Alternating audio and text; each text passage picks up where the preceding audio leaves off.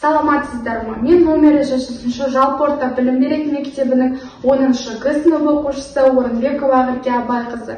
Менің ғылыми жобадағы жетекшім Шымырбаева Роза Анартаевна.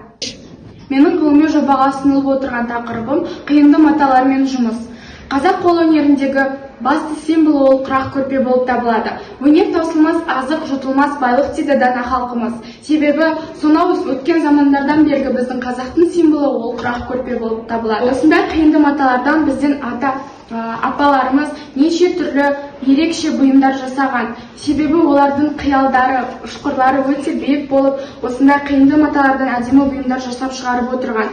Соның бірі бізде құрақ көрпе болып табылады. Құрақ көрпе осындай қиынды маталардан жасалынып, қазақтың қолөнеріндегі символы болып табылады. Осы құрақ көрпенің қасиеттілігі болып табылады, ол қыздың жасауына қосылатын болып табылады. Себебі не үшін қыздың жасауына осы құрақ көрпе қосылады?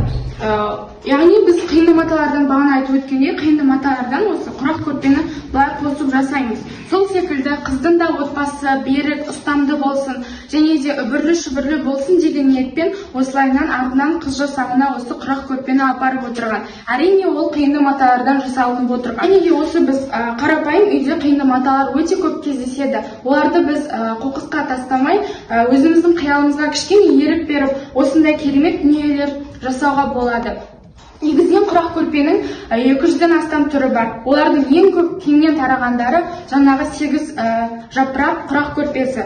Себебі 8 жапырақ көрпесі өте оңай жасалынады, ромб пішінімен жасалып келеді. 8 жапырақ көрпесі жаңағы төрге төселеді, қонақтар келген кезде құрметпен төселетін көрпелер болып табылады.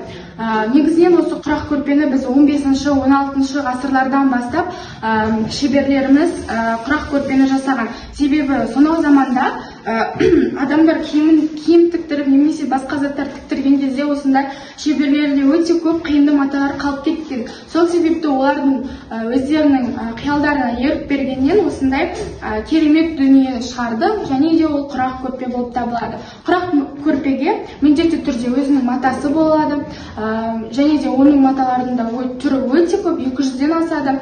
Бізде шыт мата ол астарына болып келеді, ал құрақ матаның өзіне болса жаңағы кішкене қаттылау маталар болып табылады. Құрақ құрау негізінен асқан шеберлікті және түс үйлесімділігін талап етеді.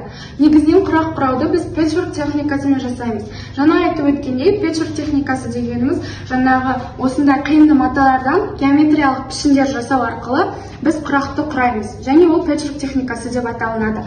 Геометриялық формулалар жасау арқылы осындай бізде құрақ жастық болсын, немесе көрпеше болсын, осындай әдемі құрақтарды біз аламыз. Қорытындылай келе, ертеде әжелеріміз осындай мата қиындылар, ысырапшылдық болмас үшін осындай әдемі бұйымдар жасап бізге мұрадан мұраға қалдырып кеткен.